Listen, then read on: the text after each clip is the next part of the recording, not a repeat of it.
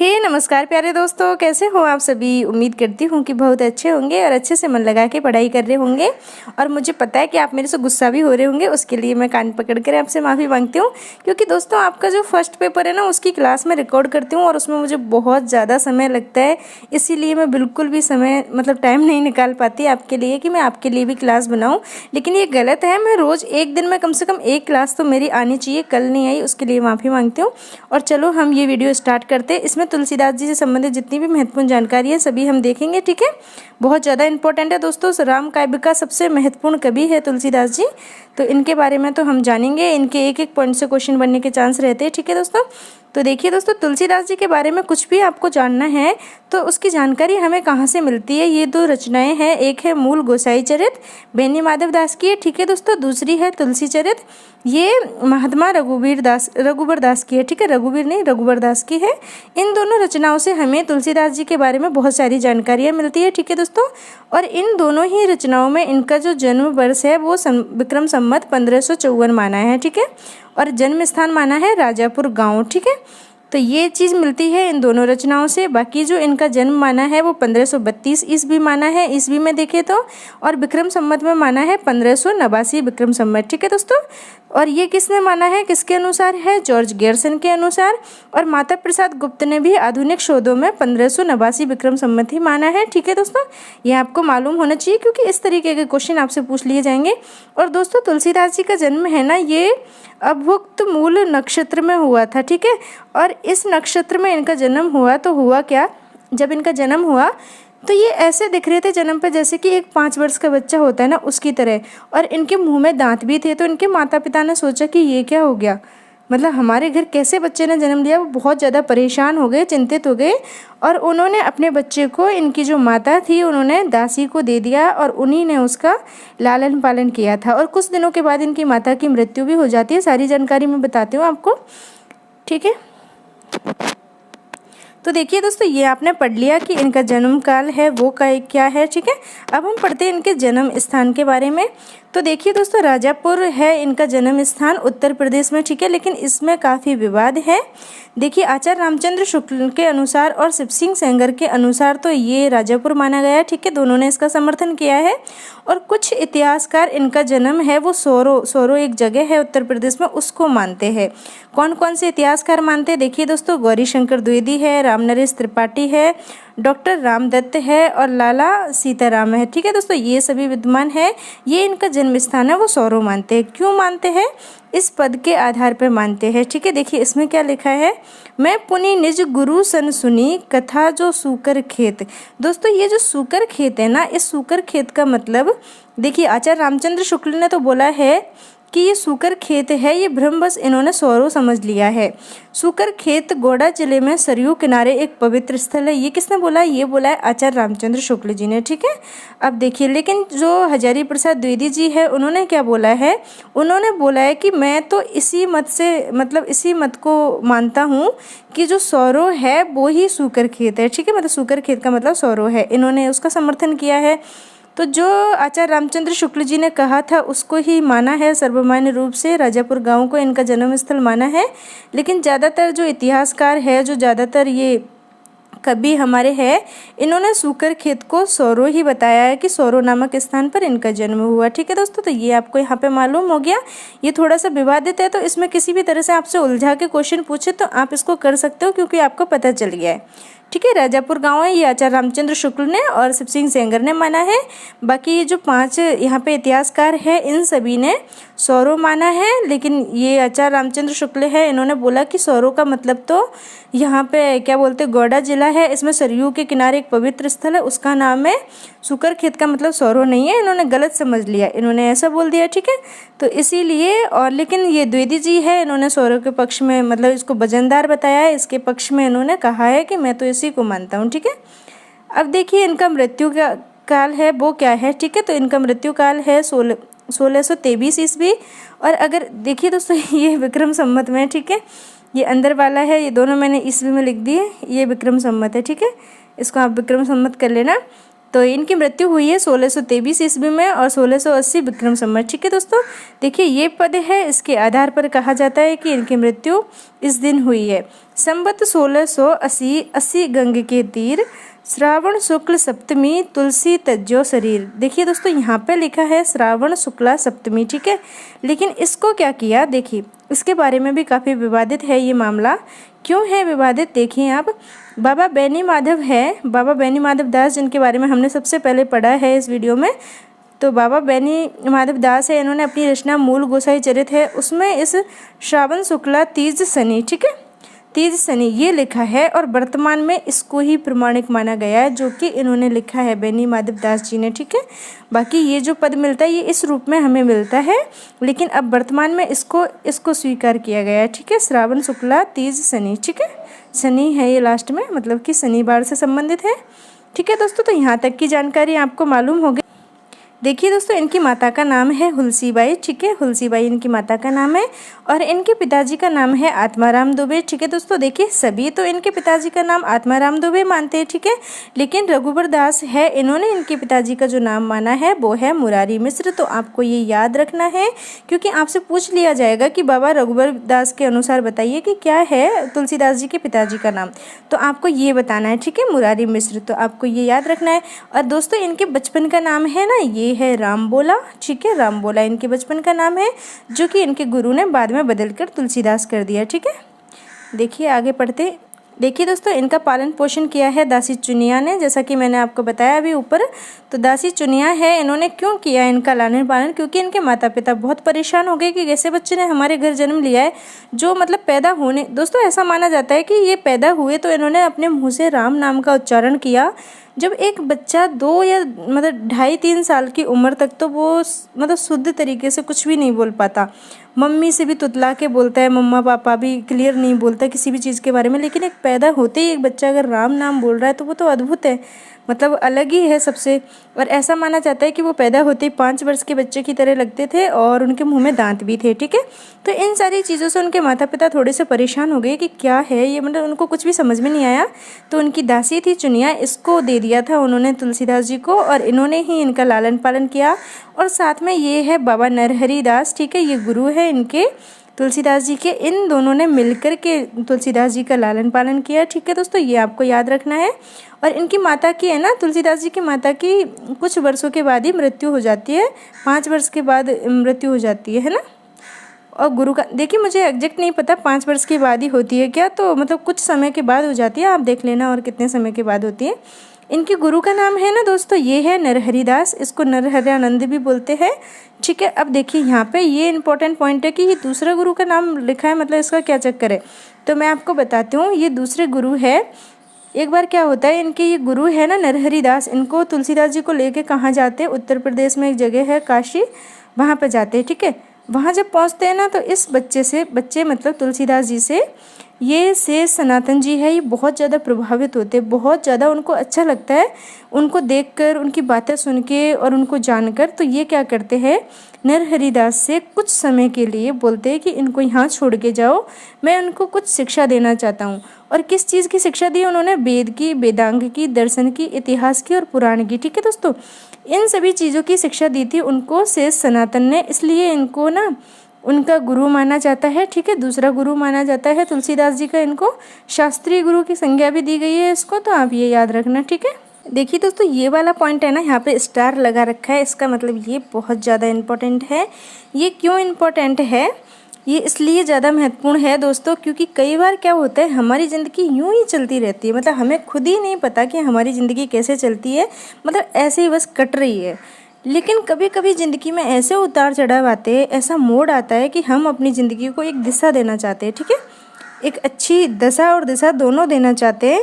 तो उस काम को हमारी ज़िंदगी में कोई ना कोई इंसान होता है जो करता है, पत्नी हो, भाई हो, बहन हो, माता हो, पिता हो, दोस्त हो, या फिर आपका कोई भी सहपाठी हो, कुछ भी हो, ठीक है, कोई ना कोई ये इस किरदार को निभाता है, और ये किरदार है ना हमारे लिए बहुत ज़्यादा अहम बन जाता है। तो रामबोला नाम का जो बच्चा था ना, वो रामबोला से तुलसीदास बना, तो क्यों बना, इसके पीछे इनकी जो पत्नी है ना रत्नावली जी, इनका बहुत बड़ा योगदान है, मतलब इनका ही हाथ है यहाँ पे। आप इसको सकारात्मक तरीके से सोचना, ठीक है, नकारात्मक तरीके से मत सोचना। और ये दीनबंधु पाठक की पुत्री थी। और ये रत्नावली कौन थी दोस्तों? ये तुलसीदास जी की पत्नी थी। अब मैं आपको यहाँ पे एक छोटी सी कहानी सुनाती हूँ जिससे आपको ये पूरी घटना याद हो जाएगी, ठीक है, और हमेशा के लिए याद हो जाएगी, आप कभी नहीं भूलोगे, और हालांकि आपको थोड़ी बहुत याद भी होगी। तो दिव्या जी, अगर आप मेरी वीडियो देख रही हो तो आपकी बेटी को कह देना कि वो भी इस कहानी को सुन ले। आपका कमेंट मैंने पढ़ा, मुझे बहुत ज़्यादा अच्छा लगा, लेकिन मैं रिप्लाई नहीं दे पाई, मुझे माफ़ करना, ठीक है। तो आपकी बेटी को बोलना वो भी कहानी को सुन ले साथ में। एक बार क्या होता है, ये तुलसीदास जी है, ये ना अपनी पत्नी से बहुत ज़्यादा प्यार करते हैं, ठीक है। ये कभी भी एक दूसरे से अलग नहीं रहे, हमेशा साथ में ही रहते थे, ठीक है। तो एक बार रत्नावली जी ने बोला कि मुझे ना अपने गाँव जाना है, मायके जाना है, तो मैं 1-2 दिन में लौट के आ जाऊँगी, आप यहाँ पे रहो। तो तुलसीदास जी ने बोला कि 1-2 दिन में नहीं, आज ही लौट के वापस आ जाना। तो उन्होंने ऐसे ही बोल दिया कि ठीक है, तो मैं शाम तक आ जाऊँगी, लेकिन मुझे अभी जाने दो। तो रत्नावली जी वहाँ से चली जाती है, ठीक है दोस्तों। ये चली जाती है तो जैसे ही अपने गांव में अगर कोई लड़की जाएगी तो वो अपनी जो सखी है वो आ जाती है, माता कुछ पूछने लगती है, अपने भाई बहनों के साथ बिजी हो जाती है, तो वो भूल जाती है कि मुझे जाना भी है, और एक मतलब उसी दिन जाए और उसी दिन लौट के आ जाए, ऐसा किसी भी लड़की का मन नहीं करता।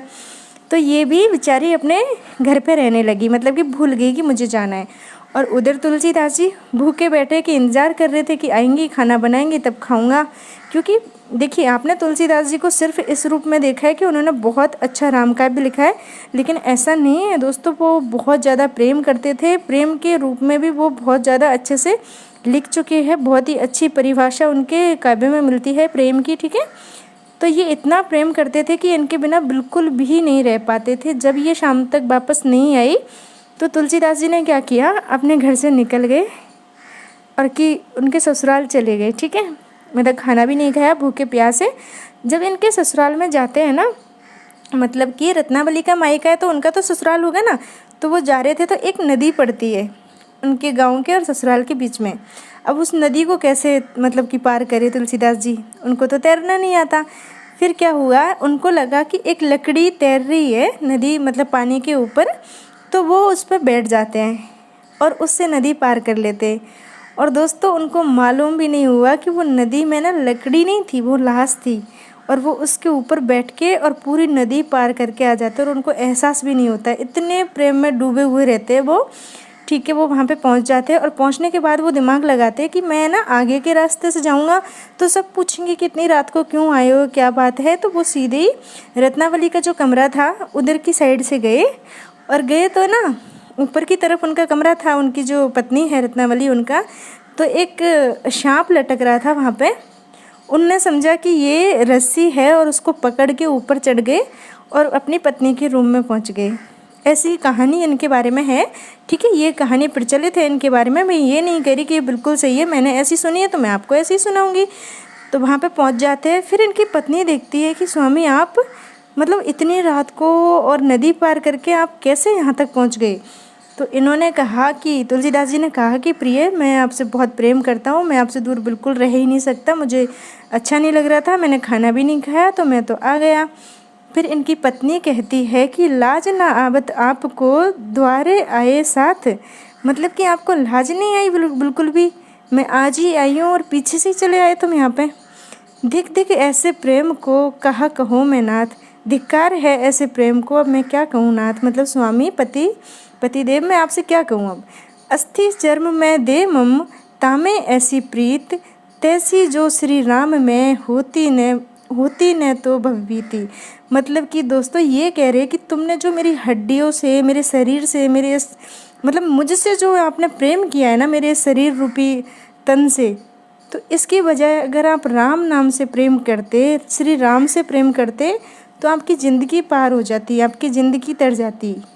आप जैसा प्रेम मेरे से कर रहे हो, इससे आधा भी अगर राम से करते तो हमारी दोनों की ज़िंदगी तर जाती। ये इनकी पत्नी ने कहा है, ठीक है। इसका जो भावार्थ है ना वो ये निकलता है, ठीक है। और भी बहुत अच्छी व्याख्या इसकी मैं करके बताऊंगी बाद में, अभी यहाँ पे इतना ही ज़रूरी है, ठीक है। तो ये कहानी है छोटी सी। ये कहानी क्या करती है, इस राम बोला को तुलसी बनाती है, ठीक है। हालांकि इनका नाम तुलसी इनके गुरु ने रखा, लेकिन मतलब एक इंसान है, उसका एकदम से मतलब कि वो ऐसे चल रहा है, उसको कुछ सोच नहीं है, लेकिन एकदम से उसकी डायरेक्शन चेंज हो जाती है। तो इसका मतलब क्या है, उसको कोई ना कोई मोटिवेट करता है ज़िंदगी में। तो इनकी पत्नी ने इनको राह दिखाई राम नाम की, ठीक है। तो उसके बाद ये इतने परिवर्तित हो गए और अपनी पत्नी की बातों से इतने ज़्यादा प्रभावित हुए कि पत्नी ने जो भी बोला था ना उसको सुन करके ये भक्ति की ओर एकदम से मुड़ गए, उन्मुख हो गए, ठीक है, भक्ति की ओर उन्मुख हो गए और ये राम नाम में लीन हो गए एक तरह से। उसके बाद इन्होंने राम जी की भक्ति की, ठीक है दोस्तों, और बहुत शानदार काव्य लिखा है राम के बारे में इन्होंने, और पढ़ते हम आगे डिटेल में अच्छे से। देखिए दोस्तों, इनकी जो भक्ति की पद्धति है ना वो दास्य भाव की है, ठीक है, दास्य भाव की है। और इनकी प्रमुख रचनाएं हैं ना, इसमें 5 तो बड़ी रचनाएं हैं और 7 छोटी रचनाएं हैं। इस तरीके से टोटल कितनी रचनाएं हो गई? 12, ठीक है, 12 रचनाएं हैं इनकी टोटल। अब देखिए आप है ना, यहाँ पे हो सकता है कि ये जो ईस्वी, ये जो सन मैंने दे रखा है विक्रम संवत में या ईस्वी में, इसमें थोड़ा सा हेर फेर हो सकता है हर किताब में, अलग अलग किताब सबके पास है तो उनमें, तो इसमें आप उलझना मत, आपके पास जो ऑथेंटिक किताब है उसमें से देख लेना, ठीक है। और बाकी मैंने यहाँ पे बिल्कुल सही लिखा है सब कुछ, फिर भी अगर थोड़ा बहुत डाउट हो तो मुझे बताना, मैं ठीक करके फिर से बता दूँगी, ऐसी कोई दिक्कत नहीं है, परेशान मत होना, ठीक है। तो देखिए दोस्तों, ये इनकी 5 सबसे बड़ी रचनाएं हैं। इसमें है राम गीतावली, ठीक है, रामचरितमानस है, विनय पत्रिका है। और दोस्तों ये विनय पत्रिका है ना, ये भगवान राम के द्वार में एक तरह से अनुरोध की गई पत्रिका है, मतलब कि इन्होंने निवेदन किया है किसी चीज़ का, उसके लिए ये लिखी है, तो इसके बारे में भी मैं आपको बताऊँगी। दोहा बली है, कविता बली है, ठीक है, ये 5 रचनाएं हैं, ये इनकी बड़ी बड़ी रचनाएं हैं। तो देखिए राम गीता बली है, इसकी ईस्वी है 1571 ईस्वी, विक्रम संवत भी आप साथ में देखते चलना 1628 विक्रम संवत है, ठीक है, और ये ब्रज भाषा में लिखी गई है। उसी तरीके से रामचरितमानस है, ये 1574 ईस्वी में, ठीक है, विक्रम संवत है 1631 और अवधी भाषा में लिखी गई है, ठीक है दोस्तों। विनय पत्रिका है, ये 1582 ईस्वी में, और विक्रम संवत में देखिए तो लगभग में इसका जो विक्रम संवत मिलता है वो है 1639, ठीक है, और ये ब्रज भाषा में लिखी गई है। दोहा बली है दोस्तों, ये 1583 ईस्वी में, विक्रम संवत देखें तो 1640 विक्रम संवत में ब्रज भाषा में लिखी गई है, ठीक है। कविता बली है दोस्तों, इसको कवित रामायण के नाम से भी जाना जाता है, ठीक है, ये 1612 ईस्वी में लिखी गई है। यहाँ पे मैं विक्रम संवत लिखना भूल गई, देखिए लिखने वाली थी लेकिन पता नहीं कैसे भूल गई, और ये भी ब्रज भाषा में लिखी गई है, ठीक है। अब देखिए इनकी जो छोटी रचनाएं हैं इनके बारे में भी पढ़ लेते हैं। तो देखिए दोस्तों, सबसे पहले है कृष्ण गीतावली, ठीक है, इसका जो समय है वो है 1571 ईस्वी, विक्रम संवत में देखें तो 1628 विक्रम संवत, ठीक है, ब्रज भाषा में लिखी गई है। ये रामलला नौछू है दोस्तों, ये 1582 ईस्वी में लिखी गई है, विक्रम संवत 1639, ठीक है, अवधी भाषा है इसमें। पार्वती मंगल है, ये 1582 ईस्वी में लिखी गई है, विक्रम संवत देखिए तो 1639 और अवधी भाषा, ठीक है। जानकी मंगल को देखिए दोस्तों 1582 है, ठीक है, 42 नहीं 82 है, 82, और संवत है इसका 1639, ठीक है, अवधी भाषा में लिखी गई है। वैराग्य संदीपनी है, ये 1612 ईस्वी में, विक्रम संवत देखे तो 1669 विक्रम संवत, ठीक है दोस्तों, ब्रज भाषा में लिखी गई है। रामज्ञ प्रश्नावली है दोस्तों, देखिए ये 1612 ईस्वी में, संवत देखे तो 1669 संवत है विक्रम संवत, और इसमें दोनों भाषाएं है, ब्रज प्लस अवधी, ठीक है, ये ऐसी रचनाएं हैं जिसमें दोनों भाषाएं एक साथ यूज हुई है। बरवे रामायण है, ये 1612 ईस्वी में, विक्रम संवत देखे तो 1669, ठीक है, और अवधी भाषा में लिखी गई। देखिए इतनी सारी रचनाएं मैंने एक साथ पढ़ी है, हो सकता है मैंने पढ़ते पढ़ते कहीं पे भी कुछ थोड़ी बहुत बाई चांस मेरे से गलती हुई है तो उसके लिए माफ़ करते चलना, जो लिखा है वो बिल्कुल सही है, उस पर भी ध्यान देना, ठीक है। देखिए अब दोस्तों यहाँ पे देखिए इनकी जो रचनाएं हैं ना, इससे संबंधित हर किसी ने अलग अलग तथ्य अपने दिए हैं। मिश्र बंधु ने कुछ कहा है, ठीक है, शिव सिंह सेंगर ने कुछ कहा है, किसी ने कुछ कहा है, तो मैंने यहाँ पे वो तथ्य रखे जो ज़्यादा इम्पोर्टेंट है और जो सभी के द्वारा स्वीकार किए गए हैं, ठीक है। तो देखिए दोस्तों, ये बाबा बेनी माधव दास है, इन्होंने अपनी रचना मूल गोसाई चरित में तुलसीदास जी के ग्रंथों की संख्या 13 मानी है। कितनी? 13, मतलब कि एक ज़्यादा मानी है, और उस एक ज़्यादा में भी कविता बली है, इसके बारे में कोई भी जिक्र नहीं किया है, ठीक है, इसका नाम नहीं लिया है, इसके अलावा इन्होंने 13 मानी है, ठीक है दोस्तों। तो ये आपको याद रखना है। देखिए दोस्तों, ये बहुत ज़्यादा इंपॉर्टेंट है, नागरी प्रचारणी सभा काशी में है, इसमें 37 रचनाओं का उल्लेख मिलता है, ठीक है, तुलसीदास जी की 37 रचनाओं का उल्लेख यहाँ पे है, परंतु 1923 ईस्वी में तुलसीदास के केवल 12 ग्रंथ प्रमाणिक माने गए, ठीक है, इसमें नागरी प्रचारणी सभा में। और क्या किया गया, तुलसी ग्रंथावली के नाम से इसको 2 खंडों में इनकी जो 12 ग्रंथ है उनको प्रकाशित कर दिया गया, ठीक है, खंड 1 और खंड 2 में ये 12 के 12 है, इन सभी को प्रकाशित कर दिया नागरी प्रचारणी सभा काशी ने, ठीक है। तो ये ये भी आपको याद रखना है। अब देखिए आचार्य रामचंद्र शुक्ल जी वाला भी बहुत इंपॉर्टेंट है। इन्होंने क्या कहा है, देखिए इनका हिंदी साहित्य का इतिहास है, उसमें इन्होंने बोला है। और इनके साथ है लाला सीताराम, इन्होंने भी अपनी किताब है सिलेक्शन फ्रॉम हिंदी लिटरेचर, ठीक है, सिलेक्शन फ्रॉम हिंदी लिटरेचर, इन दोनों ने बोला है कि तुलसीदास जी की 12 रचनाएं ही प्रमाणिक है, ठीक है। मतलब कि इन सभी ने 12 रचनाएं ही प्रमाणिक मानी है अभी तक हमने जिनके बारे में आपको बताया है। तो देखिए दोस्तों, सर्वमान्य रूप से इनकी 12 रचनाओं को ही प्रमाणिक स्वीकार किया गया है, ठीक है, आपको ये मालूम हो गया। अब हम देख लेते हैं इनसे संबंधित और भी जुड़ी हुई महत्वपूर्ण जानकारियाँ। उसके बाद दोस्तों जो नेक्स्ट वीडियो आएगा ना, उसमें इनकी जो 12 रचनाएं ना, एक एक रचना से संबंधित महत्वपूर्ण जानकारी मैं आपको दूंगी, क्योंकि इनका जो क्वेश्चन आता है ना दोस्तों, वो रचनाओं से संबंधित ज़्यादा पूछा जाता है। जैसे कि आपसे पूछ लेंगे रामचरितमानस की रचना कितने समय में हुई थी, कितना समय इनको लगा, कितने उसमें कांड है, कौन से कांड में कौन सी बात कही गई है, इस तरीके के क्वेश्चन पूछे जाते हैं। और यहाँ से भी क्वेश्चन बनने के चांस है, इसलिए पहले मैं आपको ये सारी जानकारी दे देती हूँ, फिर नेक्स्ट वीडियो उसमें सभी रचनाओं से संबंधित महत्वपूर्ण जानकारी आपके सामने लेके आऊँगी, ठीक है। देखिए दोस्तों, ये महत्वपूर्ण जानकारी है, इसमें बहुत ही ज़रूरी तथ्य मैंने आपके लिए रखे हैं, क्योंकि यहाँ से क्वेश्चन पूछ लिया जाता है। जैसे कि हजारी प्रसाद द्विवेदी जी हैं, इन्होंने क्या कहा है तुलसीदास जी के बारे में, ठीक है, तो वहाँ से क्वेश्चन बन सकता है। तो देखिए इन्होंने क्या कहा है, लोकनायक वही हो सकता है जो समन्वय का अपार धैर्य लेकर आया हो। कितनी बड़ी बात इन्होंने कही है कि लोकनायक हम उसी को कह सकते हैं, वही हो सकता है जो समन्वय का अपार धैर्य लेकर आया हो। बहुत बड़ी बात है, मैं अभी अर्थ समझाऊंगी। उनका तो सारा काव्य ही समन्वय की विराट चेष्टा है। अब आपने ये क्वेश्चन तो हमेशा पढ़ा होगा कि तुलसीदास जी के काव्य को समन्वय की विराट चेष्टा किसने बोला है, तो आप हमेशा बोल देते हो हजारी प्रसाद द्विवेदी जी ने बोला है। तो इन्होंने बोला क्यों है दोस्तों, क्योंकि तुलसीदास जी का जो काव्य है या फिर तुलसीदास जी का जो जीवन है ना, उन्होंने हर चीज़ में इतने अच्छे से समन्वय बिठाया, मतलब कि तालमेल ऐसे बिठाया चीज़ों के बीच में।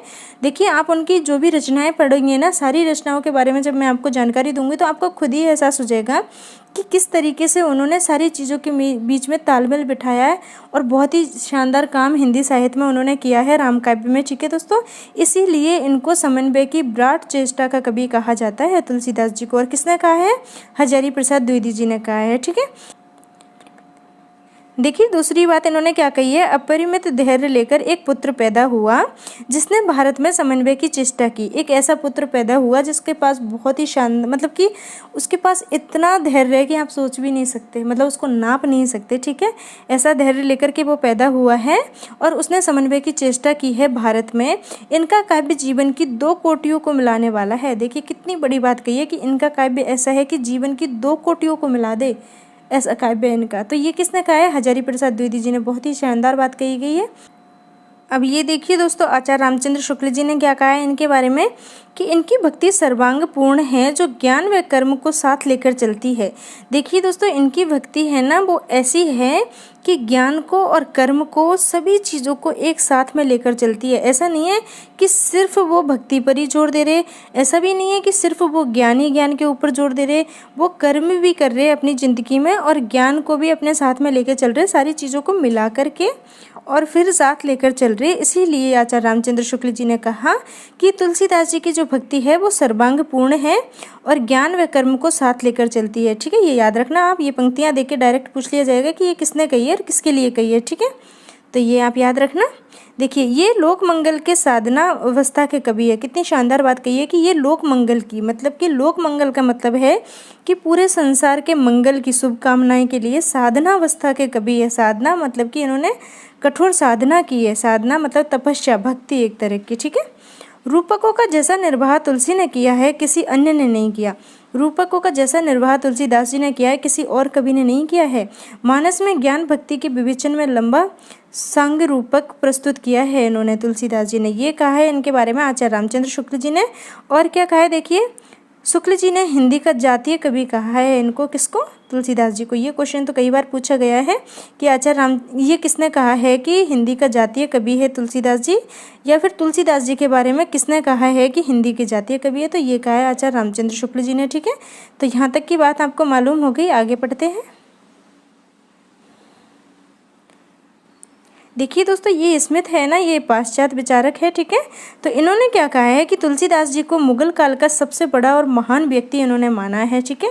देखिए, मुगल काल का सबसे महान व्यक्ति इन्होंने माना है, और इसको इस तरीके से भी पूछ लिया जाता है, मुगल काल का सबसे बड़ा आदमी कौन माना है इन्होंने, तो तुलसीदास जी को माना है, ठीक है, स्मिथ ने। ये काफ़ी अच्छा क्वेश्चन है, डायरेक्ट पूछ लिया जाएगा कभी कभी आपसे कि मुगल काल का सबसे महान व्यक्ति किसको माना गया और किसने कहा है, ये तो स्मिथ ने कहा है और तुलसीदास जी को माना है, ठीक है।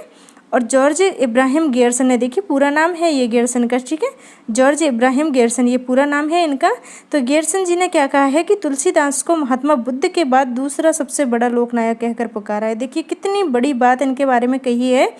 तो दोस्तों, इतनी बड़ी बात हर इतिहासकार तो नहीं कहेगा ना, इनमें कुछ बात है तभी तो कहा है इनके बारे में। तो तुलसीदास जी को इन्होंने महात्मा बुद्ध के बाद भारत में सबसे बड़ा दूसरा व्यक्ति माना है, ठीक है, सबसे बड़ा लोकनायक कह कर के पुकारा है गेरसन जी ने, ठीक है। तो आप ये याद रखना।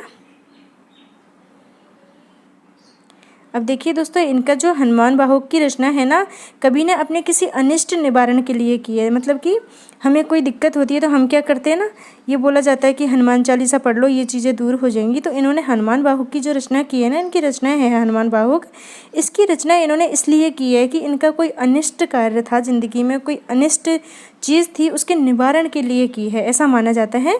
वर्तमान में ज़्यादातर विद्वान इस रचना को कवितावली की रचना का एक भाग मानते हैं। देखिए दोस्तों, आज का जो दौर है उसमें ये हनुमान बाहुक है, इसको ना कवितावली का एक भाग मात्र माना जाता है, ठीक है। सर्वप्रथम ऐसा किसने बोला है, सर्वप्रथम ऐसा बोला है राम गुलाम द्विवेदी जी ने, ठीक है दोस्तों। ये कवितावली के बारे में ये बोला है इन्होंने कि ये सिर्फ कवितावली का एक भाग है हनुमान बाहुक, ठीक है। तो यहाँ तक की बात आपको मालूम हो गई। अब देखिए, ये नाभादास जी है ना, इनकी चर्चित रचना के बारे में सब जानते हैं कि भक्तमाल है, ठीक है। तो ये सभी जानते हैं, लेकिन इन्होंने इनको क्या कहा है, तो इन्होंने इनको कली काल का वाल्मीकि कहा है। क्या कहा है, कली काल का वाल्मीकि कहकर पुकारा है। तो देखिए कितनी शानदार बात कही गई है। तुलसीदास जी के बारे में एक से बढ़कर एक बातें कही है सभी ने, तो ये बहुत ही ज़्यादा इम्पोर्टेंट है हमारे लिए। अब देखिए दोस्तों, डॉक्टर मधुसूदन सरस्वती ने तुलसीदास जी को आनंद वन का, देखिए कितनी अच्छी बात कही है, आनंद वन का वृक्ष कहकर पुकारा है। किसने, मधुसूदन सरस्वती जी ने तुलसीदास जी को आनंद वन का वृक्ष कहकर पुकारा है। इन चीज़ों को बार बार पढ़ोगे तो याद हो जाएंगी, ठीक है। तुलसीदास जी स्मार्त वैष्णव थे। देखिए दोस्तों, ये काफ़ी अच्छा पॉइंट है यहाँ पे। तुलसीदास जी है ये स्मार्त वैष्णव थे, और ये जो वैष्णव होते हैं इनमें क्या करते हैं, 5 देवताओं की पूजा का मतलब एक विधान होता है, और ये भी उसी चीज़ में भरोसा करते हैं, ठीक है। और कौन कौन से 5 देवताओं की पूजा करते थे, ये विष्णु की, शिव की, दुर्गा की और सूर्य की और गणेश जी की, ठीक है। तो ये 5 देवताओं का पूजन में भरोसा रखते थे तुलसीदास जी, ठीक है। अब देखिए दोस्तों, इनके समय से पहले तुलसीदास जी का जो समय काल था, उस पहले कौन कौन सी रचनाएं और किस किस पद्धति में हो चुकी थी, ठीक है। तो देखिए दोस्तों, छप्पे पद्धति में रचनाएं लिखी जा चुकी थी वीरगाथा काव्यों में, ठीक है। और गीत पद्धति में विद्यापति और सूरदास जी के पद लिखे गए थे। कवित सवैया पद्धति में गंग और भाट कवियों की रचनाएं मिलती है। सूक्त पद्धति है, इसमें नीति काव्यों में, मतलब कि ये नीति काव्यों में मिलती है। और दोहा चौपाई पद्धति है, ये प्रमक्षान रचनाओं में, जो सूफी काव्य हमने पढ़ा है वहाँ पे मिलती है। अब आप ये देखिए कि ये जितनी भी पद्धति है ना, ये 5 पद्धति यहाँ पे है, ये पाँचों की पाँचों पद्धति तुलसीदास जी के अकेले के काव्य में है। तो आप समझिए कि कितनी बड़ी ये हस्ती थे, कितना शानदार इन्होंने काव्य लिखा है कि ये जो पद्धति अलग अलग काल में अलग अलग कवियों के द्वारा अपनाई गई थी, वो सभी की सब पद्धति तुलसीदास जी ने अपने काव्य में अपनाई। तो कितना ज्ञान था इनको, ठीक है। तुलसीदास जी ने अपनी रचनाओं में सभी पद्धति एक साथ प्रयोग में लाई, तो ये बहुत बड़ी बात है। तो ये ही विशेष तथ्य है आज की वीडियो में इनके लिए। दोस्तों, कल हमने तुलसीदास जी के बारे में पढ़ा था, आज इनकी रचनाओं के बारे में डिटेल में पढ़ेंगे, ठीक है दोस्तों।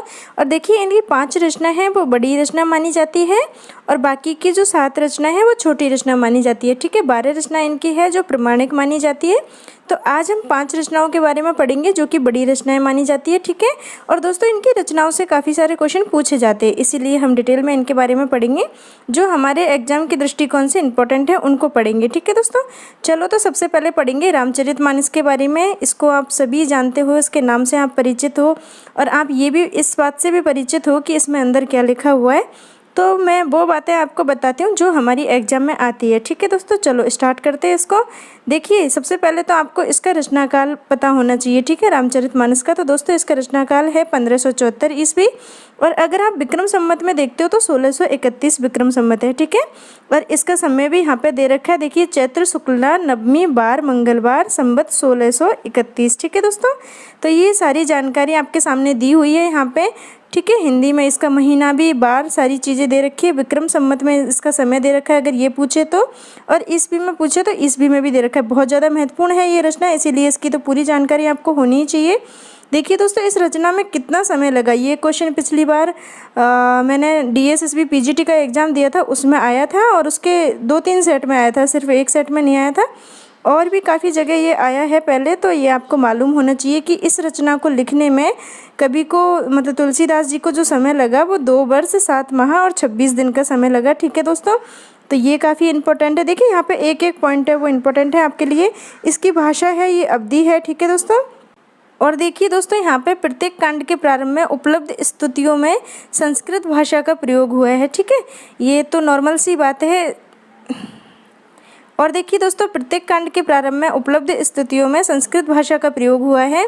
ठीक है दोस्तों, रचना शैली जो इसकी है वो है चौपाई प्लस दोहा, दोहा के बाद सोरठा भी आ सकता है। देखिए दोस्तों चौपाई के बाद या तो दोहा आएगा या सोरठा आएगा, ये इनकी रचना की शैली है। ठीक है, रामचरितमानस की।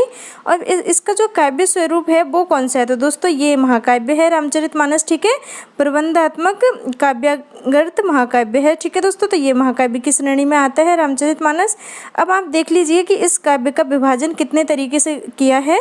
ठीक है, मतलब कि इस काव्य को कितने भागों में विभाजित किया गया है, तो मैं आपको बताती हूँ कितने भागों में किया गया है।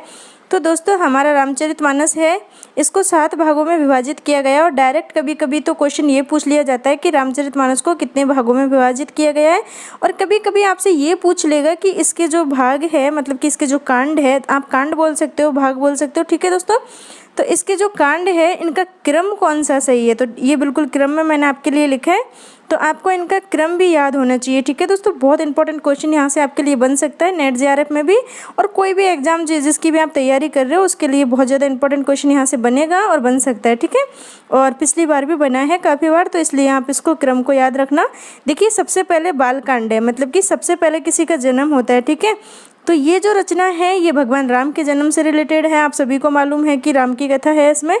तो देखिए सबसे पहले भगवान का यहाँ पे जन्म हुआ, मतलब कि वो बच्चे थे, तो बालक को बाल भी बोलते हैं। ठीक है, बालकांड मतलब कि बच्चे के बारे में पूरी जानकारी। ठीक है दोस्तों, तो बालकांड है।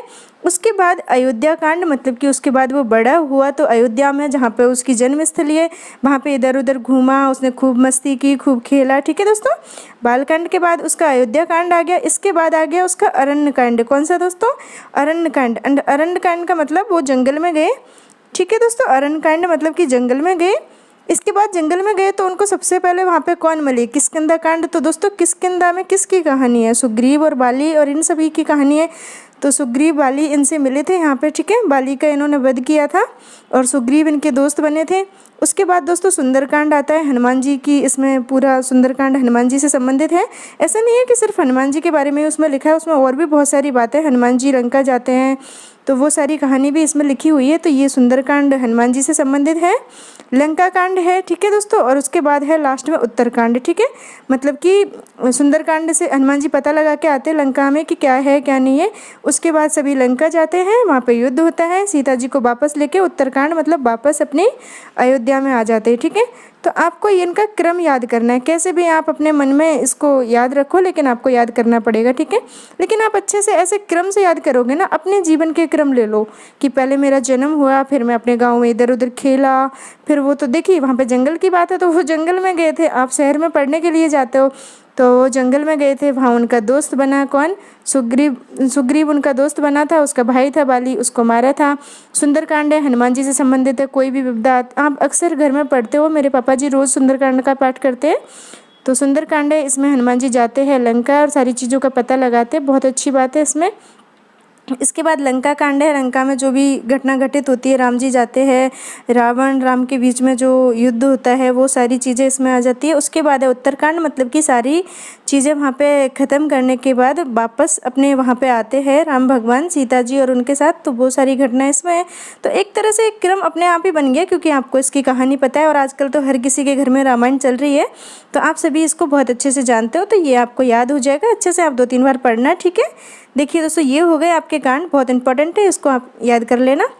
देखिए और है ना, कई बार देखिए मैं आपको बताती हूँ, आपको लगता होगा कि मैडम तो काफ़ी जानती है, पढ़ी लिखी है, तो ऐसा नहीं है। जब शुरू में मैंने हिंदी साहित्य का एग्ज़ाम दिया था ना, तो वहाँ पे पूछा था इसमें कितने कांड है, तो मैं 8 करके आई थी, मतलब मैं गलत करके आई थी, और तभी से मैं मतलब समझ गई कि हाँ भाई इसमें 7 है, क्योंकि हम रामायण के बारे में सब कुछ जानते हैं, राम जी की कहानी जानते हैं, लेकिन क्वेश्चन जब हमारी एग्ज़ाम में आता है और ऑप्शन लिखे रहते हैं आपके सामने 6, 7, 8, 9, 10, तो फिर कभी कभी हो जाता है कि नहीं पता रहता हमें, ठीक है। तो मैं उसमें 8 करके आई थी, मतलब मैं गलत करके आई थी।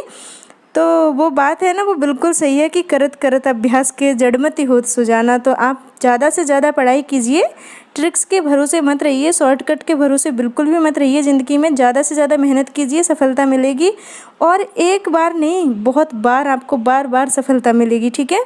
तो इसीलिए आप अच्छे से पढ़ते रहिए। देखिए दोस्तों, इसमें रस योजना है, उसके बारे में देख लेते हैं। इसमें प्रसंगानुकूल सभी रसों का प्रयोग हुआ है, ठीक है दोस्तों। जितने भी रस है उन्हीं का, मतलब कि जितने भी प्रसंग इसमें आए हैं उनके हिसाब से रसों का प्रयोग हुआ है, लेकिन शांत रस है इसकी प्रधानता है, ठीक है दोस्तों। शांत रस की प्रधानता है यहाँ पे। अब देख लीजिए यहाँ पे अलंकार कौन सा है, ठीक है दोस्तों। तो देखिए सभी अलंकारों का प्रयोग यहाँ पे हुआ है, ठीक है। जैसे सभी रसों का मतलब कि प्रसंग के अनुसार उन्होंने प्रयोग किया है, उसी तरीके से सभी अलंकारों का भी प्रयोग हुआ है, लेकिन अनुप्रास अलंकार है इसकी अधिकता है, ठीक है दोस्तों। तो आपको मालूम हो गया कि शांत रस की प्रधानता ज़्यादा है, मतलब ये ज़्यादा है अधिक यहाँ पे, और अनुप्रास अलंकार है इसकी भी अधिकता है, ठीक है। तो ये दोनों आपको मालूम हो गया, अलंकार भी रस भी। दोस्तों अब पढ़ लेते हैं हम मार्मिक स्थल के बारे में, ठीक है। मतलब कि इस रचना में ऐसे ऐसे स्थल कौन से जहाँ पे कुछ ना कुछ घटना ऐसी घटित होती है जो हमारे दिल को छू जाती है, ठीक है। मतलब कि हमारे दिल में जगह बना लेती है, दिल में घर बना लेती है। वो वाली घटना कौन कौन सी है जो बहुत ही ज़्यादा मतलब अच्छी है, ठीक है। तो उनके बारे में पढ़ लेते हैं कौन कौन सी है। तो देखिए दोस्तों, सबसे पहली घटना है पुष्प वाटिका में राम व सीता का मिलन, ठीक है। सबसे पहले राम भगवान और सीता जी मिलते हैं पुष्प वाटिका में, ये घटना है, ये मार्मिक स्थल है, ठीक है, इस रचना का। और राम वनगमन, राम जी जब वन को जाते हैं तो उस समय पे क्या होता है, हर किसी की, मतलब अयोध्या वासी है उनके हर किसी की आंखों में आंसू होते। कोई भी नहीं चाहता कि उनका राजा जाए, कोई उनके रथ को छुपा देता है, कोई बहाने मारता है कि ये नहीं जाए, किसी भी तरह रुक जाए। लेकिन अच्छा, आपसे क्वेश्चन पूछती हूँ, आप बताना मुझे कमेंट में कि राम जी वन को क्यों गए। वो चाहते तो वो रुक जाते, ठीक है। वो चाहते तो वो, मान लो कि हमको कोई कह दे कि तुम्हें ये काम करना है, तो हम तो बहाने ढूंढेंगे कि कोई भी ऐसा बहाना मिल जाए कि हमें मतलब रुकने का मौका मिल जाए। तो वो चाहते तो वो भी रुक सकते थे, लेकिन वो क्यों गए। तो आप इस क्यों का आंसर मुझे बताना। नहीं, चलो मैं ही बता देती हूँ, ठीक है। इतना क्या आपके लिए कमेंट करने के लिए छोड़ना। तो दोस्तों, वो इसलिए राम जी वन को गए क्योंकि वो नहीं चाहते थे कि आने वाली पीढ़ियाँ उनसे ये सीखे कि अपने जो पापा ने आदेश दिया है, जो हमारे बड़ों ने आदेश दिया है, उससे मुकरा जाए, उसकी अवहेलना की जाए। वो चाहते थे कि मैं ऐसे आदर्श प्रस्तुत करके जाऊं, ऐसे आदर्श बना के जाऊं ताकि लोग उस मतलब उन चीज़ों का अनुसरण करें। इसीलिए वो वन को गए ताकि आने वाली पीढ़ियाँ उनसे कुछ सीखे, ठीक है। ऐसे ही नहीं गए कि उनको दिखाना था या फिर मानना ही था पिताजी की बात। वो चाहते तो अपने पिता की बात नहीं मानते, लेकिन उनके मन में एक ही बात आई कि अगर मैं वन को नहीं जाऊँ, मतलब वन को नहीं जाऊँगा, तो ये पीढ़ियाँ मेरे से क्या सीख लेंगी, क्या सीखेंगे ये मेरे पीछे वाले लोग, ये मेरे जो भाई है, ये मेरे से क्या सीखेंगे। जब मैं बड़ा होके ही ऐसे करूँगा तो ये मेरे से क्या सीख लेंगे। इसीलिए भगवान राम वन को गए कि आने वाली पीढ़ियाँ क्या सीखेंगी, ठीक है। तो ये बहुत ज़रूरी है, यहाँ पे मार्मिक स्थल है। अब देखिए दशरथ का मरण, इनके पिताजी की जब मृत्यु होती है, ये काफ़ी मार्मिक स्थल है क्योंकि ये यहाँ पे रहते नहीं है, ठीक है। चित्रकूट प्रसंग है। देखिए दोस्तों, अब मैं सभी बता देती हूँ आपको। वन मार्ग में राम, ठीक है, लक्ष्मण को शक्तिबाण लगना। लक्ष्मण को शक्तिबाण लगता है तो राम जी बहुत ज़्यादा दुखी हो जाते हैं कि मैं माता से जाके क्या कहूँगा। लक्ष्मण को वो अपने मतलब कि भाई तो मानती है, लेकिन लक्ष्मण को इतना ज़्यादा चाहते हैं, इतना प्रेम करते हैं कि उसको जब वो परेशान मतलब कि उसको शक्ति लगी होती है और वो देखते हैं तो बहुत ज़्यादा परेशान हो जाते हैं, रोने लगते हैं। तो ये दिखाया गया है इसमें, ठीक है। तो ये जो 6 दृश्य है ये काफ़ी मार्मिक स्थल है। आपसे पूछ लिया जाए कि निम्न में से कौन कौन, मतलब कि ऐसे पूछेंगे आपसे आएगा तो कि निम्न में से कौन सा मार्मिक स्थल नहीं है, तो आपको मालूम है कि कौन कौन से है, तो नहीं होगा उसको आप आराम से कर दोगे, ठीक है। चलो ठीक है दोस्तों, आगे पढ़ते हैं। देखिए छंद विधान के बारे में पढ़ते हैं, कौन सा छंद है इसमें। तो दोस्तों दोहा व चौपाई व दोहा छंद की प्रधानता के साथ साथ 18 प्रकार के छंदों का प्रयोग हुआ है, ठीक है। इसमें चौपाई और दोहा के साथ साथ में 18 छंदों का प्रयोग और हुआ है, तो ये आपको याद रखना है। देखिए इस रचना को उत्तर भारत की बाइबल भी कहा जाता है। कितनी बड़ी बात इस रचना के लिए कहा गया है कि उत्तर भारत की बाइबल इसको कहा जाता है, ठीक है। दोस्तों अब पढ़ते हैं हम विनय पत्रिका के बारे में, ठीक है। और इसको राम विनयावली के नाम से भी जाना जाता है। कई बार आपसे पूछ लिया जाए कि विनय पत्रिका को और कौन से नाम से जाना जाता है, तो आप ये याद रखना, ठीक है। राम विनयावली के नाम से जाना जाता है। दोस्तों कहा जाता है कि तुलसीदास जी ने इसकी रचना इसलिए की क्योंकि रात में उनके सपने में यमराज जी आए थे कि तुम्हारी मृत्यु का समय समीप आ गया। इस तरीके से उनको मतलब कि एहसास हुआ, उन्होंने कुछ बोला या फिर जो भी है उनके सपने में आए थे सुबह सुबह। तो फिर उन्होंने हनुमान जी का आग्रह किया, उनकी प्रार्थना की, भक्ति की। तो हनुमान जी उनके सामने आए और हनुमान जी ने उनको कहा कि ऐसा कीजिए, आप एक अनुरोध कीजिए। और अनुरोध कैसे करोगे, जो लिखता है तो वो तो लिख के ही करेगा ना।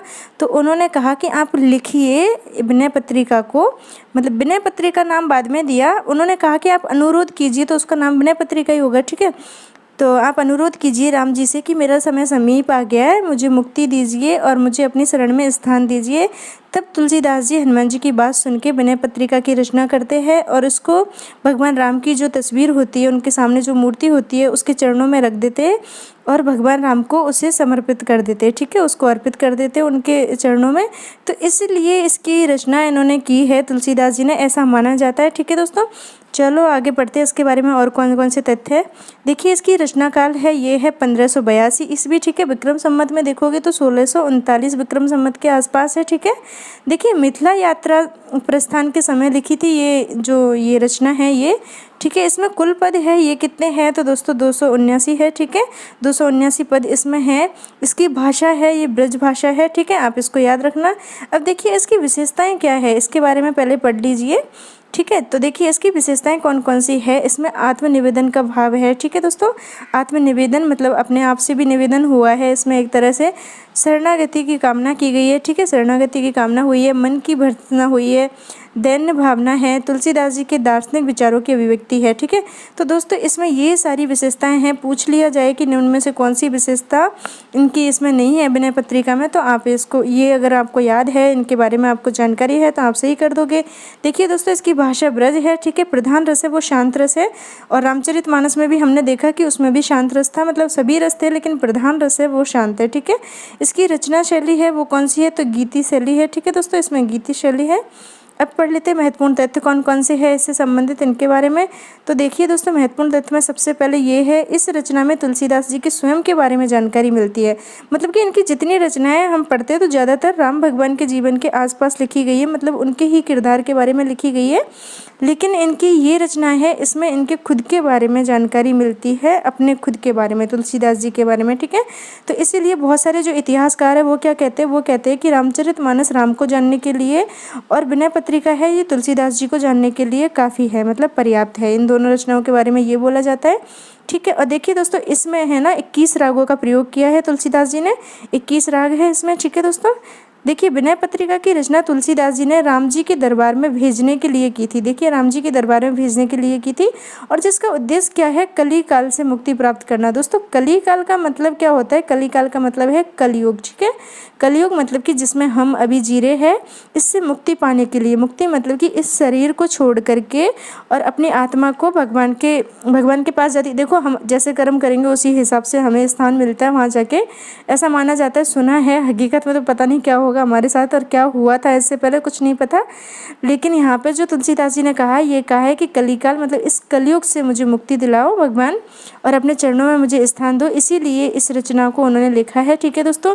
देखिए इसमें मुख्य पद है ना, ये है पहला वाला, ये है बहुत ज़्यादा इम्पोर्टेंट है। और मैं आपको बता देती हूँ कि ये जो पद है ना, इसको निराला जी की जो पत्नी थी ना मनोरमा देवी, वो गाती थी और बहुत ही शानदार अच्छी आवाज़ में, सुरीली आवाज़ में गाती थी। श्री रामचंद्र कृपालु भजू मन हरण भव धारणु। तो दोस्तों ये है ना, ये काफ़ी अच्छा इनका भजन है, पद है, ठीक है। तो आप इसको पूरा पढ़ना अगर आपको समय मिले तो। जो निज मन परिहरे विकारा, ठीक है दोस्तों। तो ये दोनों इनके पद है जो इम्पोर्टेंट है, पूछ लिए जाते हैं कि ये पद किसके हैं और कौन सी रचना से लिए गए हैं, ठीक है। तो आप इनके बारे में और अच्छे से पढ़ लेना एक बार। चलो आगे पढ़ते हैं दोस्तों। अब हम पढ़ते हैं गीतावली के बारे में, ठीक है दोस्तों। और देखिए इसकी भाषा के बारे में और इसके रचना काल के समय के बारे में मैं पहले भी सारणी में आपको बता चुकी हूँ अच्छे से, लेकिन फिर भी मैं दोबारा से आपके सामने सारी डिटेल रचना की लेके आ रही हूँ, तो फिर भी लाई हूँ, ठीक है। तो इसका रचना काल है, ये है 1571 ईस्वी, ठीक है। विक्रम संवत में पहले सभी का लिखवा चुके हूँ, आप वहाँ पे देख सकते हो। कुल पद कितने हैं? 328 है कुल पद इसमें। रचना शैली है, ये कौन सी है? गीति काव्य है। देखिए दोस्तों, अभी आपने पढ़ा विनय पत्रिका की भी गीति काव्य थी, और रामचरितमानस है वो महाकाव्य की शैली में लिखा गया है, ठीक है दोस्तों। और इसमें प्रधान रस कौन सा है? श्रृंगार रस है, और वो भी वात्सल्य युक्त, ठीक है दोस्तों। ये इसके बारे में हो गई जानकारियाँ। आप पढ़ लेते महत्वपूर्ण तथ्य कौन कौन से इस रचना से जुड़े हुए गीतावली से। तो देखिए दोस्तों, इनके जो ये बाबा बेनी माधव दास है, इसके बारे में पहले काफ़ी मतलब पढ़ चुके हैं पहले पार्ट में। तो बाबा बेनी माधव दास है, इनकी रचना है मूल गोसाई चरित। इसमें इन्होंने कहा है कि ये तुलसीदास जी की प्रथम रचना है, मतलब कि ये जो रचना है इसके बारे में बोला है कि ये तुलसीदास जी की प्रथम रचना है। और किसने बोला है? बेनी माधव दास ने। तो अगर आपसे पूछ ले कि किसने कहा था कि ये इनकी प्रथम रचना है, तो आप याद रखना बेनी माधव दास ने कहा अपनी रचना में मूल गोसाई चरित में, ठीक है। और मैंने आपको बताया था ना कि मूल गोसाई चरित है, और उनके बारे में बताया कि इससे मतलब तुलसीदास जी के बारे में, जीवन के बारे में काफ़ी कुछ मालूम होता है, ठीक है। इस रचना में कोई मंगलाचरण नहीं है, ठीक है दोस्तों, इसमें मंगलाचरण नहीं है।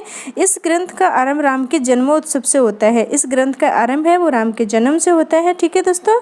यह सम्यक ग्रंथ के रूप में न लिखी जाकर के स्फुट पदों के रूप में लिखी गई है, ठीक है दोस्तों। ये सम्यक ग्रंथ के रूप में नहीं लिखी गई है, ये छोटे छोटे जो स्फुट पद होते हैं उनके रूप में लिखी गई है। देखिए इस रचना के अनेक पदों में सूरसागर की समानता देखने को मिलती है। मतलब कि इस रचना में बहुत सारे पद ऐसे हैं जिसमें सूरसागर जो उसके सूरदास जी के द्वारा लिखा गया है उसके बीच में और इसके बीच में समानता मिलती है, ठीक है दोस्तों। और इसमें 21 रागों का प्रयोग हुआ है। कितने रागों का? 21 रागों का, ठीक है दोस्तों। अब पढ़ते हैं हम दोहाबली के बारे में, ठीक है। और दोहाबली का रचनाकाल है 1583 ईस्वी, और इसके बारे में ये विशेष तथ्य है जहाँ से क्वेश्चन पूछ लिया जाता है। इस रचना में कुल 573 दोहे हैं, ठीक है दोस्तों, 573 दोहे हैं।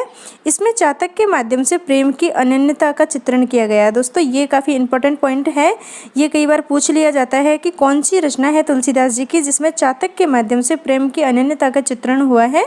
तो दोस्तों चातक के माध्यम से हुआ है, और दोहाबली रचना में हुआ है तुलसीदास जी की में, ठीक है। तो आप याद रखना है इसको। दोस्तों अब हम कवितावली के बारे में पढ़ते हैं, ठीक है। और कवितावली का रचना काल है वो है 1612 ईस्वी के लगभग। रचना शैली है ये कवित सवैया शैली में लिखी गई है। कुल पद कितने हैं? 325 पद है दोस्तों, छंद नहीं है, पद है, ठीक है, गलती से लिख दिया है। 325 पद है इसमें। भाषा ब्रज भाषा है। देखिए प्रधान रस कौन कौन से हैं इनके बारे में आपको बता देती हूँ मैं। तो दोस्तों इसमें जो प्रधान रस है वो है वीर रौद्र, परंतु इसमें भयानक रस है, इसका वर्णन अद्वितीय है, मतलब कि बहुत शानदार वर्णन किया गया है भयानक रस का। तो इसको भी आप याद रखना, ठीक है दोस्तों। प्रधान जो छंद है वो कौन सा है? कवित, सवैया, छप्पे और झूलना, ठीक है दोस्तों, ये इनके प्रधान छंद है। रचना स्थल है वो है सीतावट के तट पर, ठीक है दोस्तों। काव्य विभाजन इसका है 7 कांडों में, रामचरितमानस की तरह ही है।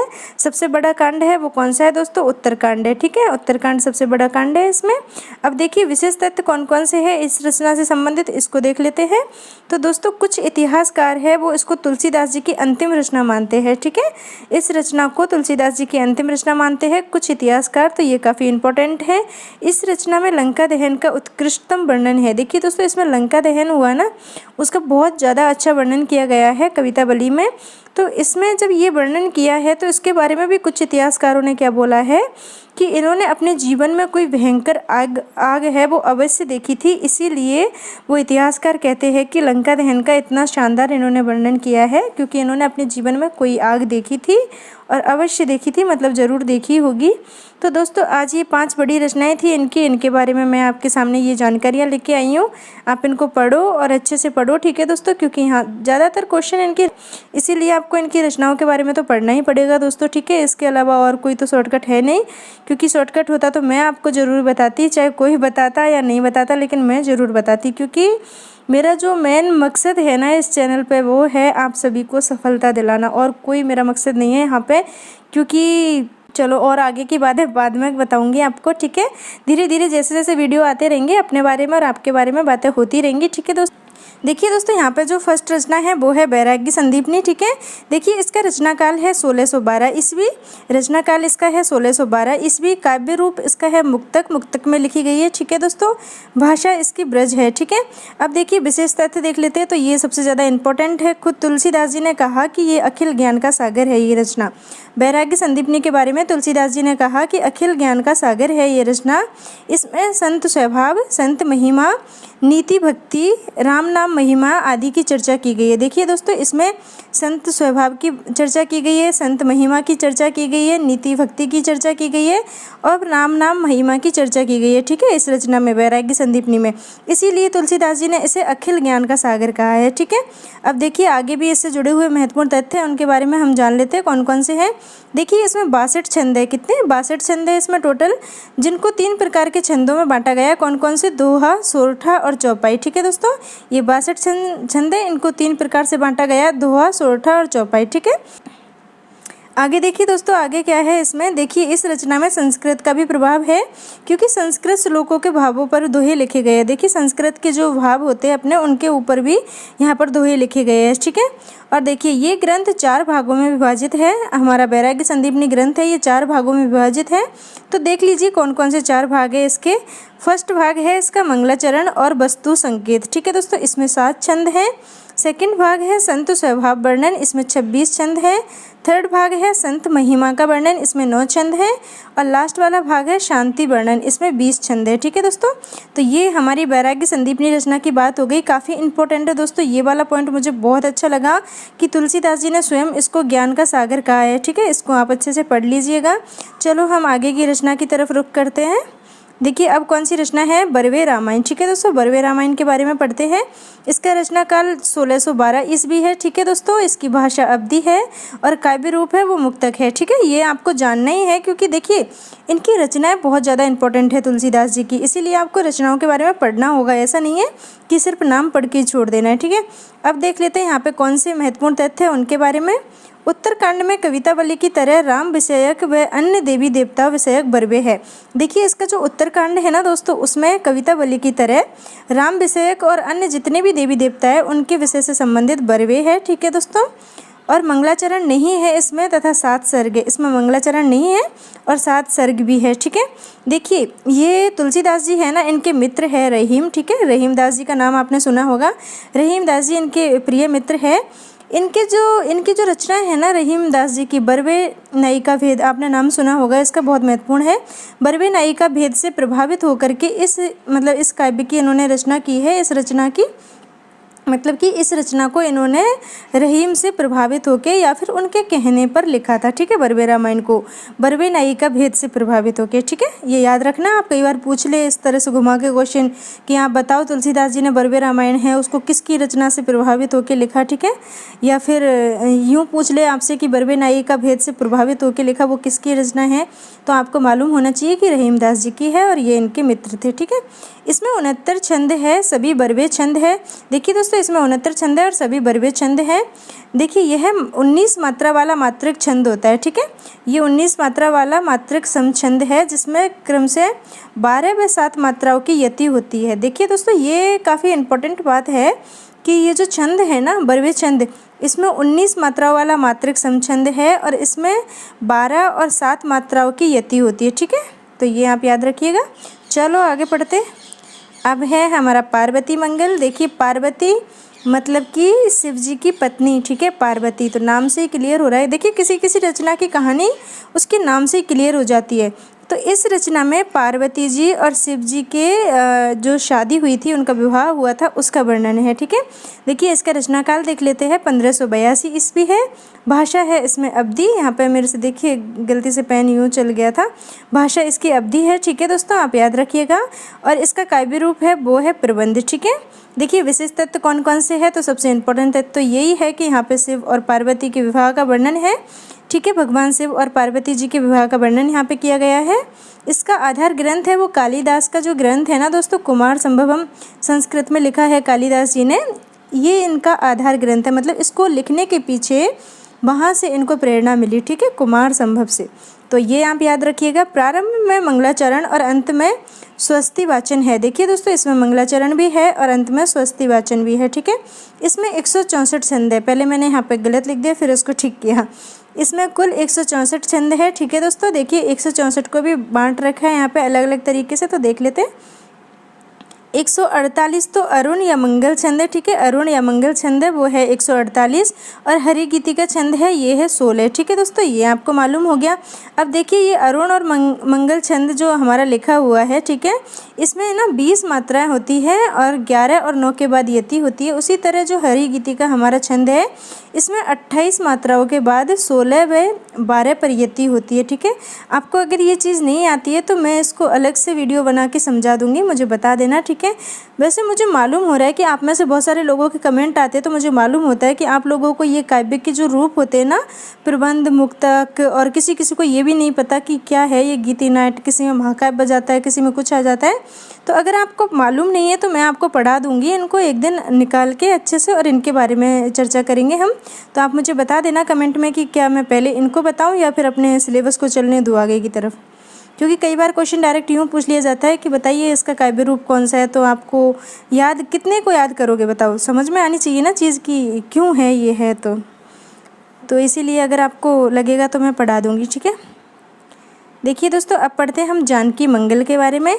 देखिए जानकी मतलब कि सीता जी, ठीक है, राम जी की पत्नी, तो उनकी बात हुई है। अब किस चीज़ की बात हुई है वो देख लेते हैं यहाँ पे। देखिए इसका रचना काल है वो है 1582 ईस्वी, ठीक है। भाषा अवधि है और काव्य रूप है वो प्रबंध है, ठीक है दोस्तों। अब देखिए यहाँ पे क्या बात हुई है उसके बारे में देख लेते हैं। राम व सीता के विवाह का वर्णन है। देखिए दोस्तों, जानकी मंगल, ठीक है, पार्वती मंगल था तो शिव और पार्वती जी के विवाह का वर्णन था। यहाँ पे राम और सीता के विवाह का वर्णन है, ठीक है दोस्तों। यहाँ पे थोड़ा सा गैप होना चाहिए था, मैंने पास में ही लिख दिया है राम व सीता, तो अलग सा लग रहा है, ठीक है। राम व सीता के विवाह का वर्णन है। इसका आधार वाल्मीकि रामायण है। देखिए दोस्तों, इसका जो आधार ग्रंथ है वो वाल्मीकि रामायण है। अगर इस तरीके से क्वेश्चन पूछ लें आपसे तो आपको मालूम होना चाहिए, ठीक है, इसलिए मैंने सारी जानकारी यहाँ पे लिखी है। इस रचना का प्रारंभ भी मंगलाचरण से होता है दोस्तों, इसका प्रारंभ भी मंगलाचरण से होता है, ठीक है।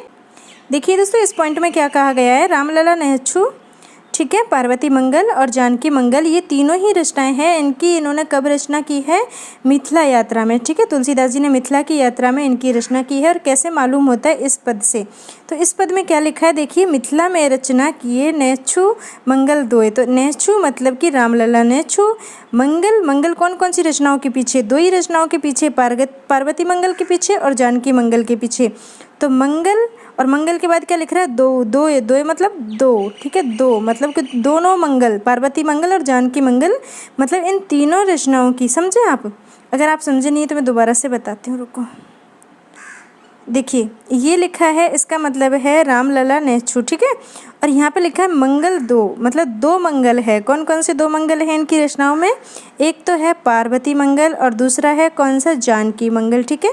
अब बताओ ये कितनी रचना हो गई, एक तो ये हो गई रामलला नेछु और एक हो गई ये पार्वती मंगल और एक हो गई जानकी मंगल, 3 रचना हो गई ना। तो इन तीनों ही रचनाओं की इन्होंने, मतलब कि इन्होंने कब लिखा, तो ये मिथिला यात्रा में लिखा, ठीक है।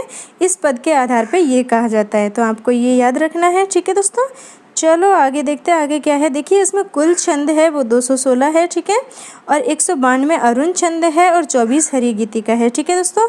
देखिए 8 अरुण छंदों के बाद एक हरि गीतिका के क्रम को अपनाया गया है, मतलब कि यहाँ पे 8 अरुण छंद आएंगे, उसके बाद एक हरि गीतिका आएगा, ठीक है। एक हरि गीतिका 8 के बाद आएगा, मतलब अब यहाँ पे आएगा, ये 8 हो गए, ठीक है। तो इस तरीके से इन्होंने कहा है यहाँ पे, तो आप इसको याद रखिएगा दोस्तों। अब पढ़ते हैं हम कृष्ण गीतावली के बारे में, ठीक है।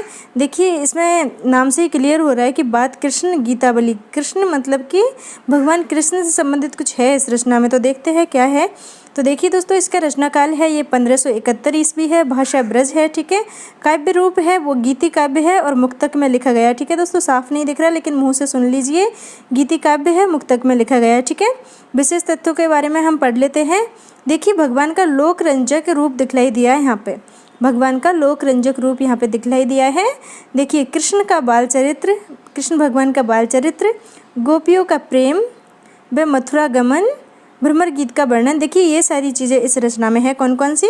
कृष्ण भगवान का बाल चरित्र है, गोपियों का प्रेम है, मथुरा गमन, जब मथुरा गए थे भगवान कृष्ण वो है, भ्रमर गीत का वर्णन। ठीक है, ये सारी घटनाओं का यहाँ पे वर्णन है कृष्ण गीतावली में, तो आप इसको याद रखिएगा। ये देखिए दोस्तों, इस रचना में पदों का प्रयोग किया है। ठीक है, और पदों का प्रयोग करने का मतलब है कि कृष्ण काव्य परंपरा का घोतक है। कृष्ण काव्य परंपरा की तरफ कहीं ना कहीं ये ग्रंथ जा रहा है। ठीक है, इसमें 61 पद है। ठीक है, 61 पद लिखे गए हैं टोटल।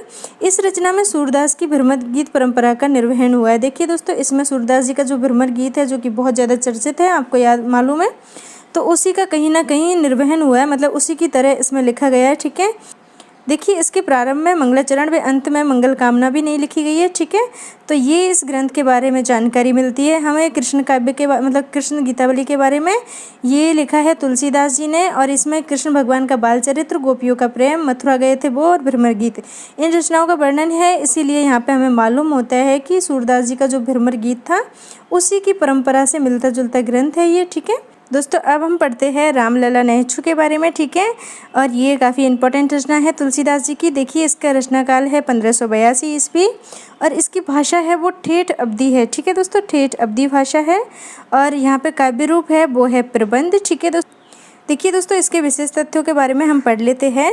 इसमें राम विवाह व यज्ञोपवीत संस्कार के समय नेहचू का वर्णन है। दोस्तों यहाँ पे शादी होती है, शादी में ये रस्म होती है। ठीक है, नेहचू, इसका वर्णन इस रचना में मिलता है।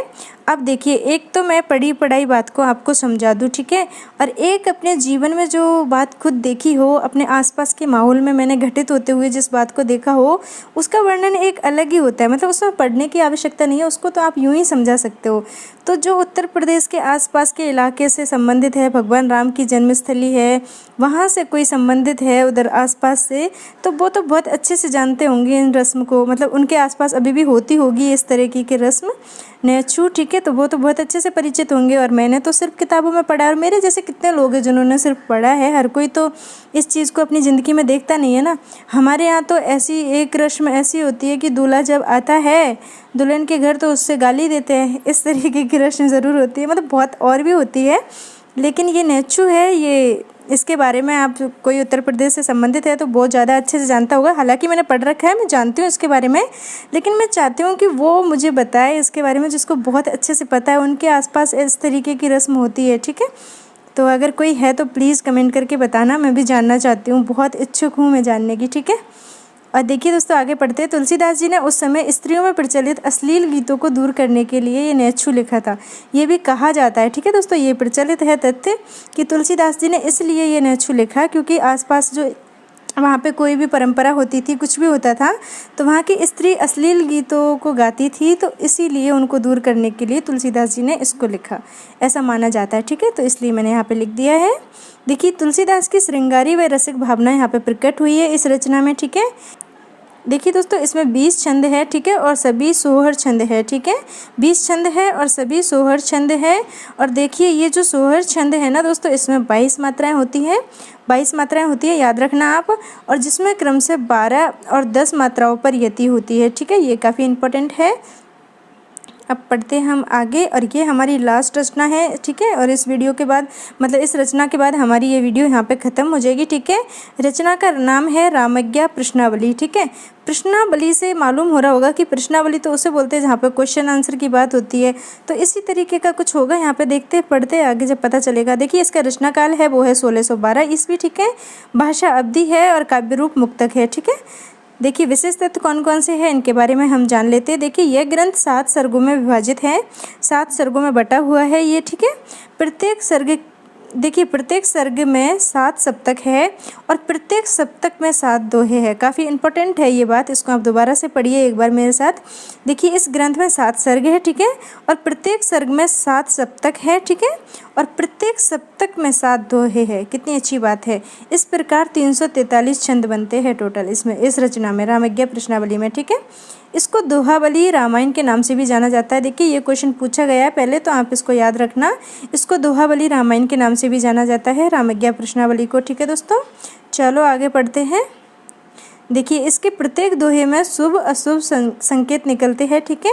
इसका जो प्रत्येक दोहा है उसमें से शुभ और अशुभ संकेत निकलते हैं, जिससे प्रश्नकर्ता अपने प्रश्न का उत्तर पा लेता है। देखिए यहाँ पे प्रश्नकर्ता मतलब कोई प्रश्न कर रहा है और वो अपने प्रश्न का उत्तर भी पा रहा है, ठीक है। इसमें कौन से इसके दोहे में शुभ अशुभ संकेत निकलते हैं उसके माध्यम से, ठीक है। देखिए पंडित गंगाराम ज्योतिषी के आग्रह पर इसकी रचना की गई ऐसा माना जाता है, ठीक है दोस्तों। पंडित गंगाराम ज्योतिषी के आग्रह पर इसकी रचना हुई थी ऐसा माना जाता है, तो आप इसको भी याद रखना। देखिए इसके 7 सर्ग कौन कौन से इसके बारे में भी मैं आपको बता देती हूँ। हालांकि इतने इम्पोर्टेंट तो नहीं है ये, लेकिन फिर भी मैं आपको इनके बारे में बता देती हूँ एक बार, ठीक है। तो दोस्तों देखिए इनका प्रथम सर्ग है ये बालकांड है, ठीक है। और बालकांड को यहाँ पे 2 जगह इन्होंने स्थान दिया है, तो हम देख लेते हैं और कौन से सर्ग में दिया है। प्रथम सर्ग में है बालकांड प्रथम, ठीक है, आप याद रखिएगा।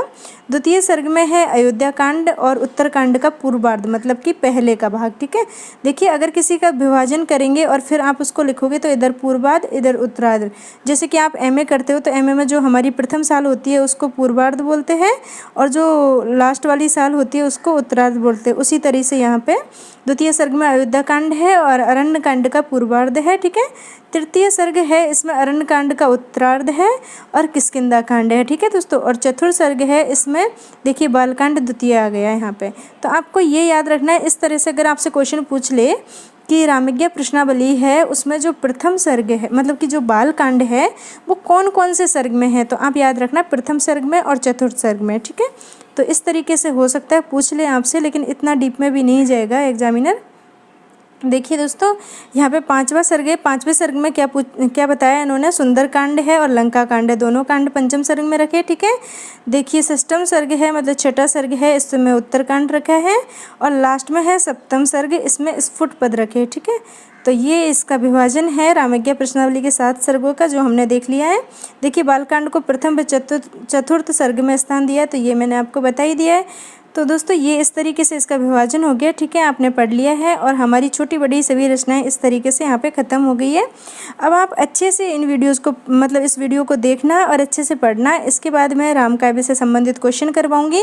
दोस्तों आप सोच रहे होंगे कि मैडम बहुत धीरे धीरे पढ़ा रही है, बहुत धीरे धीरे चल रही है, लेकिन आप ये भी तो सोचिए कि मैं पूरे टॉपिक को डिटेल में पढ़ाती हूँ, उसके बाद उसके सारे क्वेश्चन भी करवाती हूँ। और ऐसे नहीं है 10-20 क्वेश्चन करवाती हूँ, अच्छे से जितने भी क्वेश्चन मेरे पास होते हैं किसी में 200 भी करवाती हूँ, किसी में 100, किसी में 1100 भी करवा रखे हैं, आपको तो मालूम है ना। तो ऐसा नहीं है कि मैं बहुत धीरे धीरे चल रही हूँ, मैं सारी चीज़ों को एक साथ लेके चल रही हूँ। आप ये देखो मतलब डिटेल में भी पढ़ा रही हूँ और क्वेश्चन भी करवा रही हूँ, दोनों काम कर रही हूँ। अगर मैं डिटेल में सिर्फ पढ़ाऊँ ना तो अब तक मैं बहुत आगे मतलब आगे तक बढ़ा देती, क्योंकि क्वेश्चन बनाने में तो मुझे उतना ज़्यादा समय लगता है जितना इसमें नहीं लगता। तो आप ये भी देखिए कि आपका दोनों काम एक साथ होता चल रहा है, तो वो अच्छी बात है आपके लिए। और अभी तो बहुत समय है, अच्छे से पढ़ते चलिए, तभी देखिए इतना समय मिला है तब जाके हमारा सिलेबस पूरा होगा। अगर मान लो कि जून में एग्ज़ाम होना होता तो ये दूसरी यूनिट ही पूरी नहीं होती अब तक। तो दोस्तों चलो वीडियो को मैं लंबा नहीं करूँगी फालतू बोल के, ठीक है। ओके बाय बाय, हम नेक्स्ट वीडियो में मिलेंगे।